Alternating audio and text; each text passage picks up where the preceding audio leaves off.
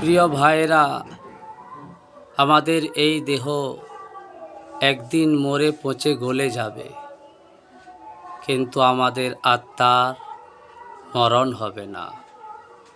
আমার রব আল্লাহ সুবহানাহু ওয়া তাআলা আমাদের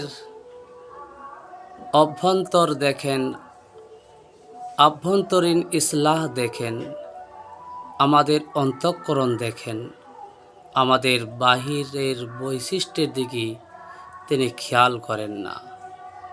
অথচ আমরা দেহের প্রতি যতটা মনোযোগী, ততটাই আত্মার প্রতি অমনোযোগী।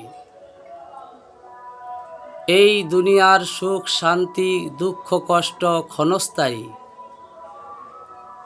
আখিরাতের সুখ দুঃখ চিরস্থায়ী।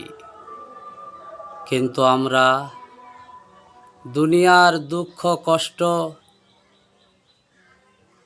জ্বালা যন্ত্রণার ব্যাপারে যতটা চিন্তিত, আখিরাতের দুঃখ কষ্ট সুখ শান্তির ব্যাপারে ততটাই উদাসীন।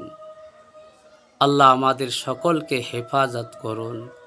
আল্লাহ আমাদের সকলকে হেদায়েত নসিব করুন। আমিন।